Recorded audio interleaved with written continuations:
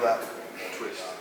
Just to so the problem with this, just right to say, so with this position, you're thinking it like this, right?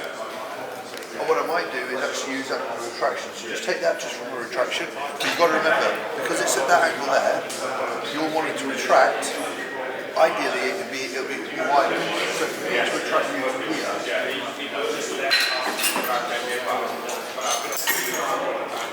It's too narrow for my shoulder.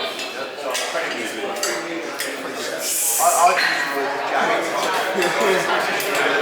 As it wasn't filmed, it will be used. Underdeveloped for that. Take those. Now,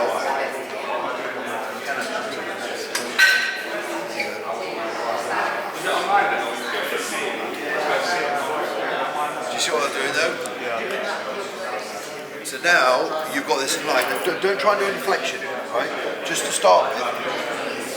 Is you've got the bomb points, okay, and I want the scapula is very, very active. So don't bring the elbows, think of the scapula here, and actually bring this together. But also, as I talked about earlier, the most important thing is to understand that let's talk the direction of fibers. They're going to come down to here, Charlie.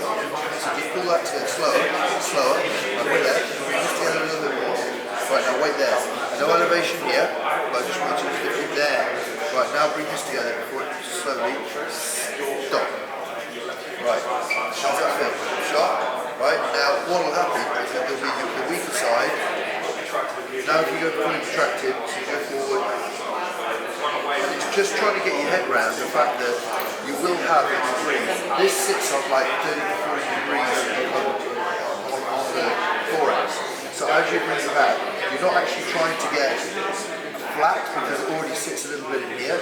But if you retract it a little bit, and then bring this a bit there, bring this in a little more, touch it, there. There. So that. Now what I would say, from a bodybuilding perspective, you can do this over and over again, but it will only get to a certain amount of strength because your training needs it just in isolation. Then you've got to bring it all in with everything else. So you'd apply this principle into a seated row? Yeah, for sure. Well, but if you think about a seated row, just talk about it. If you think of it from an angle point, if you're looking at the lats just in isolation, if you're looking to train the lats here, you're trying to train the lats, not necessarily trying to bring all this fully retracted into the muscle, because you're laterally thinking you want to bring it into the thoracic, down to the lumbar, you want to get that degree of rotation into here. You're not too worried about just, so a lot of people, they go retraction and then try to get the lats. Well, that retraction brings elevation, but you need that depression and slight relaxation to take it away from the lat. But in the early days, because if you're thinking about the lats, you're trying to bring everything in to here. So if you get some retraction from that, you're not actually going to get it right into the midline of the spine. So what I would be saying for Charlie, the most important thing, this is his biggest consideration from a pressing perspective. Right? If you're trying to do this from a lat shortening perspective, I'd slightly come forward a little bit more and actually concentrate more on contracting the lat as opposed to just the rhomboids. Because if you're trying to train that upper back or you're trying to train the lat, that's the difference. Because your upper back, if you just turn around, your upper back is going to be the directional fibers, your teres, you've got rear delts, and then you've got rhomboids. And that's going to come into this position here. Well, if you when we actually talk about the lat, what we want with the lat is attachment here, and then we insert, and we're coming into here, it's very different to this position here. Does that make sense? So when you're training that upper back muscles, teres, rear delts, rhomboids, mid traps, that's going to be coming into that position there. That's going to hit a lot more of your upper back. But then when you change this, as you come back, you're driving your elbow down, and you're trying to get more of a lat. Does that make sense? So what a lot of people confuse is when they're doing row, they're trying to pull all this together, but because this is up here, because the elbow's not coming in, it's not hitting the lats anyway. So you differentiate. So if you've got a row in the gym, and you bring this into here, now if you just push a bit of resistance against my elbow, you feel all that in here. Now if you pull this together a little bit more, right now do you feel all that? That's more upper back, right? And then now if I come into here, you drive the elbow back and in, drive it down a bit, and then in. Now there you hit the lat. So it's just a different mechanics and different anatomy. When you look at where the fibres are and where they're actually pulling and how they, where they insert and the origins are, you then start to understand that when I sit in this machine, if I suddenly go from this to that, and drive my elbows up, it's completely changing where the exercise is going. That's why when you have all the different machines, they go, yeah, let's train back today. We're going to train lat, we're going to train upper lat, we're going to work upper traps, mid traps, then you can start to slate your programming. Because with you right here, you can see he's pretty dense here, but again it's another classic one. If you hold your abs tight, lift your thoracic up a little bit, right now contract your lower lat, you see all that, it's just all here. What you did for your lower lat, you think the body weight, you've actually got to bring up the back. So if you now contract this, there you go. That's okay there. Now stand up. Now bring this in without the abs changing, without the pelvic tilting. There. Open that up. There you go. Open up a little bit more. There. Open up here. See, that's lifting a lot from there. Try and open up that. There. That there. Just do it in shot of kind of shots. There you go. See what I mean? I can do that. I can do that.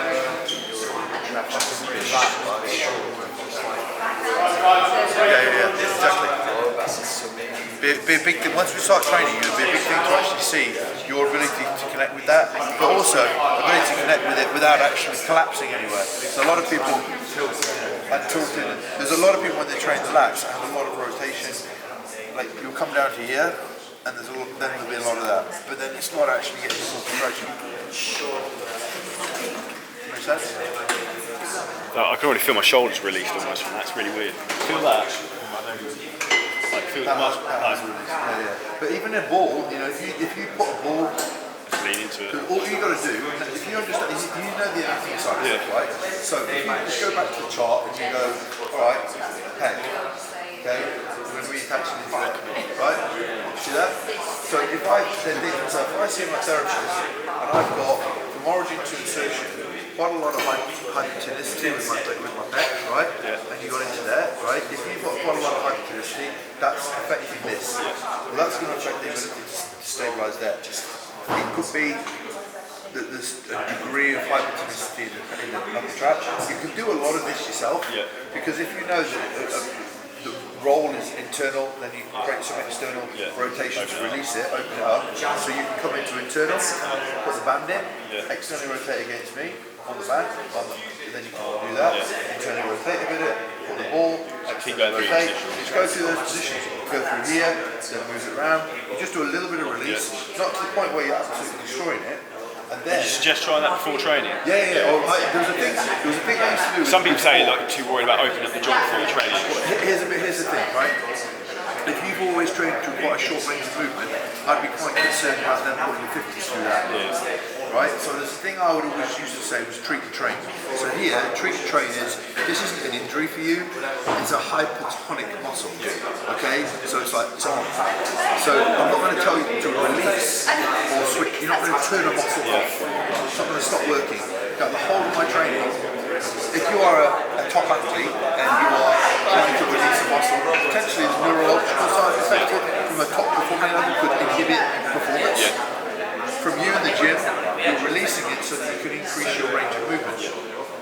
That range of movement, that release slightly here, allows you to stabilise on the press. When you go down to here, when you bend your elbow, you can, because here, this is where you are internally rotated. You can actually see that the anterior delt will do a lot of the work. You drop that, you bring that scapula back, right, then the pec will work. If this is actually internally rotated here and locked on, you're not going to be able to get that stretch. So you have more of a chance of actually picking up a shoulder injury because of the way you're You're overloading certain parts. Yeah. But if you're going to start opening something up, I'll come down to see where I can control that active range, and then I'm training that range. Just don't go too much to the I extreme. wouldn't suddenly go, I'll tell you what I'm going to do, I've only ever pressed 2 plates to here, but now I've released it. Oh, that feels better. Let's chuck 3 plates on. Like, you're opening yourself up. Well, because of this shoulder, when you start opening up the range, it will go to somewhere that it's never been to before. If you take a muscle to somewhere it's never been to before, with a load that you were using somewhere else, the chances of pulling it is a lot higher. The great thing about this is just slowly introducing ranges. You can see in there, like with this, if that was opened up there, if that was your anatomical kind of resting point for your for your shoulder, you would be a lot more stable in this pressing position. The bicep side of stuff, you'll see here, that's actually very irritating. So if I got you stable, I got you to open this up, just have a look at the difference to your biceps. You see that? Yeah, look at that. Sure. Contract that. Oh, Charlie. Try and get that mark. No, but see? Yeah, it's different. But put the other one in the same position. You see the peak on that? Awful, awesome. Awful, awesome. No, but you know what? That's why I said to you, I knew something was Amazing, but there's nothing wrong. But if you think about it now, if that long head's actually like tight pulling you in, that pet's pulling you in, if you do biceps, you're never going to expose that short head. So if I actually said to you right now, let's do single arm dumbbell curls, you'd be absolutely good to go here. If I said drop that shoulder back, open it up, sit here, right, now let's do this, this will fatigue under like 3 or 4 reps. It'll be good to see when we do biceps, to see how you fatigue, and I'll take it through the challenge. Because then you'll go, and this is what I always say, if we highlight that is weak because of instability here, and you fix the stability, this biceps just going to go, whoop. and everything. Yeah, because you're not injured. But if this one develops and that develops, like here for you, because this is up at the moment, that's going to be inhibited. So what happens at the moment, because all this is tight, is every time you train, all you're doing is training compounding it, dysfunction. Yeah. I've learned that the hard way. At the moment for me, this bicep is actually locking on a little bit because I've got my spar down here and I'm actually a little bit more like this at the moment. And what's happened is if I go to the gym, I'll press and I go, elbow starts coming. Yeah. So then I'll do some release before I train. I'll get into here. I'll see a physio next week just to release the whole shoulder complex. Then when I get back in the gym, because I'm struggling. See, this one can get to here at the minute. This one's struggling to get back past there. But if I do a bilateral bench press session, dumbbell press, I'm going to more likely cause some rotator cuff overwork, which will represent itself as inflammation. Yeah.